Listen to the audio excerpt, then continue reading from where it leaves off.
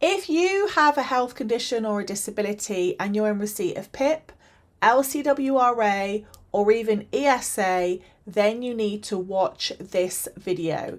I'm going to be pointing out 5 of the biggest mistakes that everybody I see in the comments is making when it comes to your reassessments for PIP and LCWRA, changes of circumstances, and the new health element for universal credit.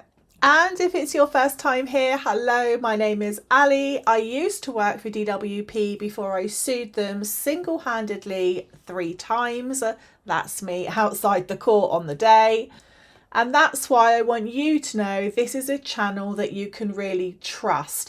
I'm not just somebody that may have got PIP and then think I know everything about it. I'm also not somebody who is ChatGPT-ing things or just reading government guidance.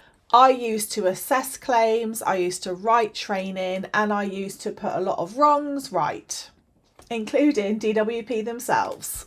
So, without further ado, let's get into it. And I've just had some wonderful sunshine come in that window.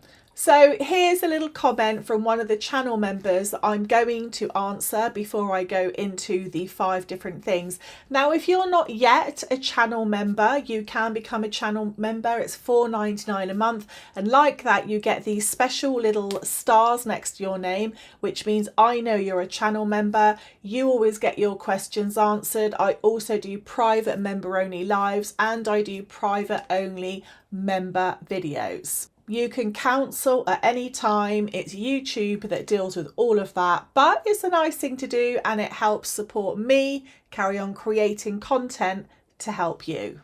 So Joy says, I have been transmigrated across from ESA to UC, Universal Credit. I've never heard of LCWRA. I was diagnosed with CP at 6 months old, sorry to hear that, and went to special ed with physio until 9, until I was showed myself to be too intelligent. The NHS can do nothing for my CP, not miracle workers. Do I need to complete journals? Do I need to know what LCWRA covers? I am just on the highest PIP band. How does that interface? Okay, so first of all, thank you for sharing that with us. I know I can clearly hear from that you're anxious and you're worried because of all of these changes that are going on. And I understand it. Unfortunately, DWP never fully explain information to the majority of claimants, which I think is disgusting because it just fills people with anxiety, dread, worry, and creates a lot of stress. Whereas if they could just explain things clearly, then we wouldn't have that, but they don't. So let me go through it. LCWRA is limited capability for work and no work-related activity. Now, at the moment, there are 2 levels. There is a lower level, and come April the 6th, let me rephrase that.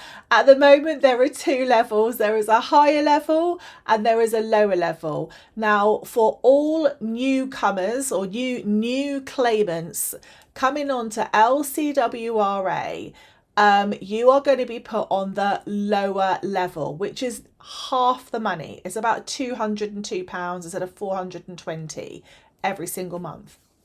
Now, because you've come from ESA to Universal Credit, that would be considered a new claim. However, lots of people transmigrating from ESA to Universal Credit have something called transitional protection.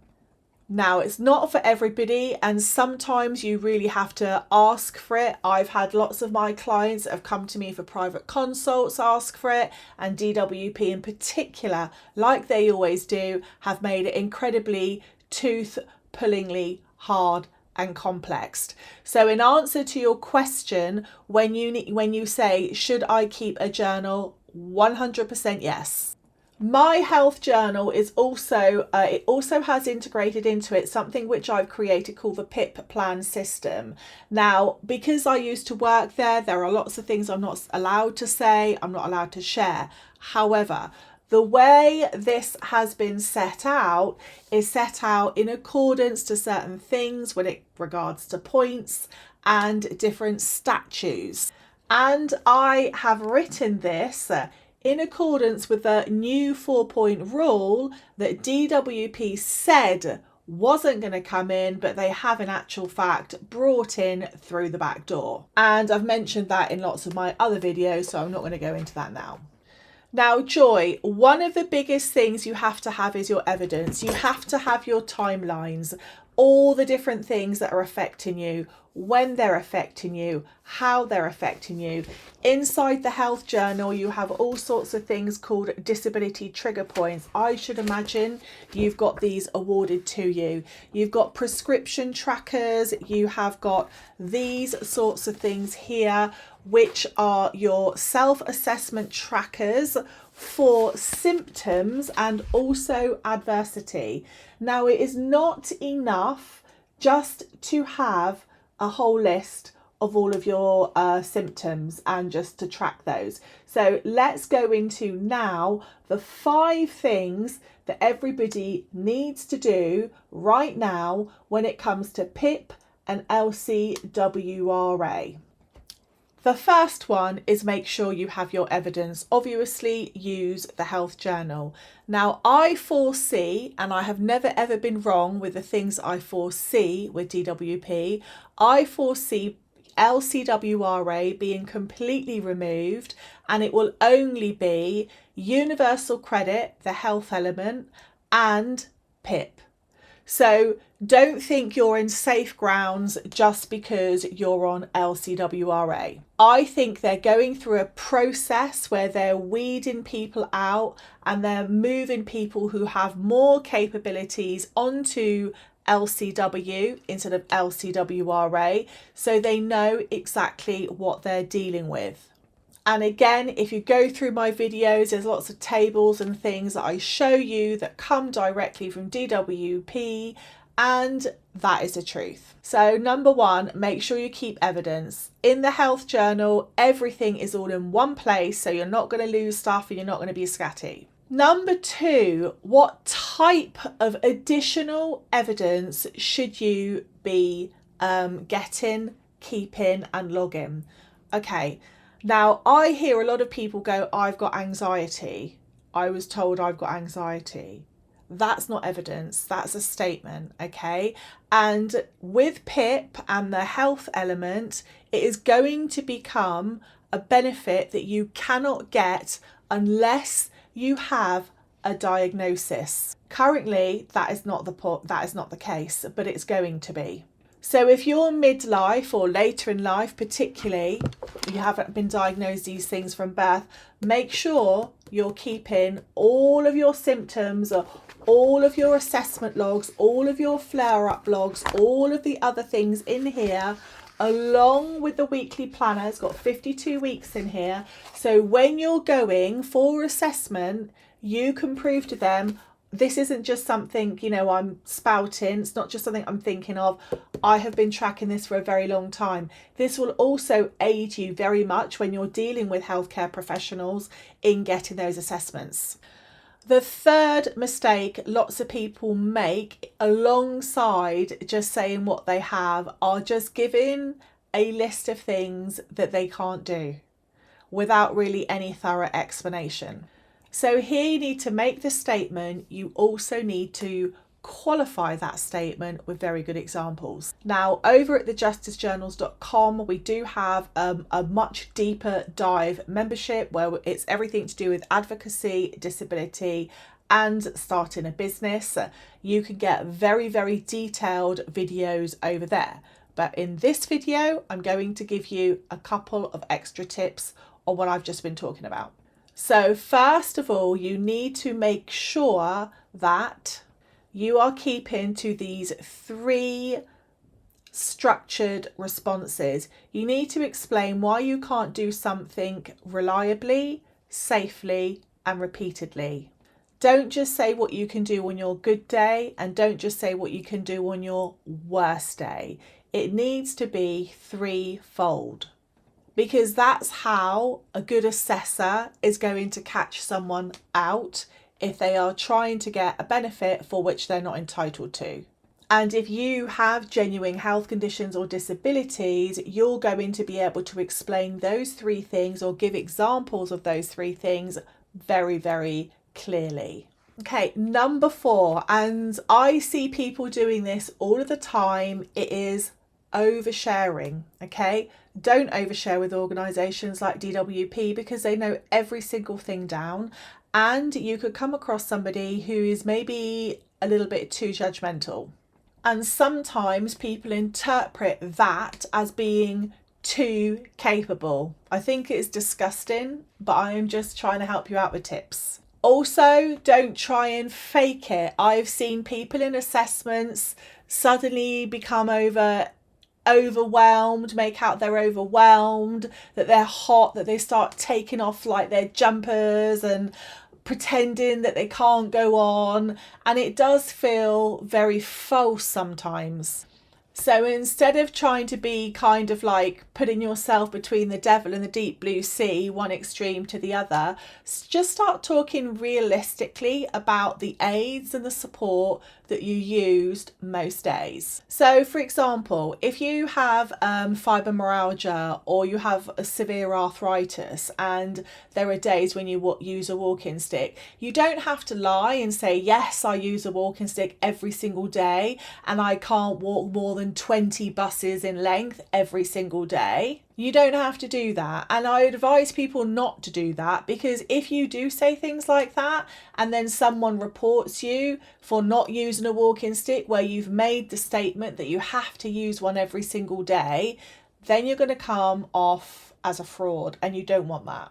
There's nothing wrong with having a condition that fluctuates in the ability to the point that you need to use certain resources or aids on some days more than others, and every single healthcare professional and doctor knows that too.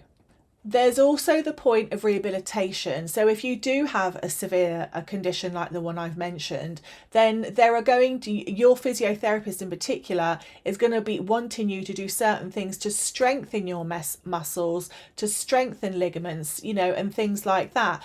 And that they might be saying, try to do something, 20% of the day without your resources and your aids to try and make your limbs stronger. So here you can explain exactly the resources and the aids that you use, why you use them and why they're helpful. And then you can also explain what happens when you don't have them, when you don't have them available. And there you can go into explaining more about adversity. Now, the 5th and final one is the assessment itself. The amount of people in insiders, for example, that are not at all ready for the actual assessment, despite filling in the form, sending all of the documentation and all the evidence, is really quite insane. And again, you do yourself a disservice. So when all the evidence and the preparation and the time you've put into preparing your application, when it comes to the assessment, you should have everything written down, ready to go into the assessment. Now, in Insiders, we have a complete template there that you can use. And not only is this good because it helps you feel a lot more relaxed, if you can even feel relaxed, not perhaps overwhelmed, because you've got everything written down for you in a step-by-step process. If there is an assessor that is trying to cut your assessment short, you need to bring them back to the points that you haven't finished explaining, because by doing so, you might be gaining yourself some extra points. Having everything written down for your actual assessment is really good as well, particularly if you're doing an over phone assessment, but also is equally useful for a face-to-face one. Now, you don't have to go into the assessment alone. In fact, PIP's own guidance says reasonable adjustments must be obviously considered at all times.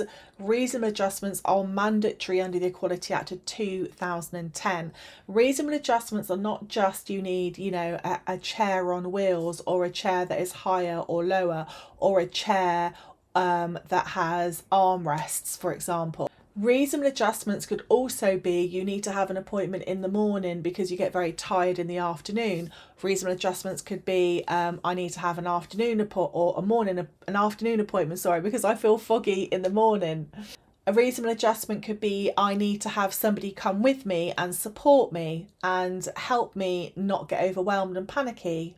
A reasonable adjustment could be I can only cope with an assessment for about 45 minutes because I get very, very tired and I have to think of all the other things and tasks and duties I have to do the following day. One of the things you don't want to do is not go to the assessment. And I also know that currently PIP is the PIP reassessments, people are getting like 2 weeks notice. So if you don't have all of this prepared in advance, you're going to be not at all prepared when it comes to the assessment. And my final bonus tip here is that before you even go to your assessment, make sure you have done a subject data access request so that you know exactly what information the assessors have in front of them, because DWP are so backlogged. They're always trying a new computer system, a new this, a new that, especially with all of these new changes coming in. I can guarantee that the third party who is going to be doing the assessment now for PIP, it is Capita and it's a few other people as well, that some of them might not even have your most up-to-date information, which is why you need to have your health journal and all of your information, because it is your health, it is your data in front of you. So when you're in the assessment, if you're asking them a question or you're referring to some of your evidence or some other evidence that you've sent them, if they say, oh, I don't appear to have that, then you should be saying, oh, well, that's very relevant, because how are you going to be able to do my assessment comprehensively if you don't have all of the right information? And that is probably enough for everyone today. But remember, do not go into an assessment just talking about symptoms. It is no way near enough, and they're going to be looking for lots of these other things and more. Let me know if you found this useful. Please do share it out. Make sure you are leaving some comments underneath. I do read all of the comments. And if you want me to pull up one of yours, like I did for one of my channel members, and answer that, then just let me know by becoming a channel member.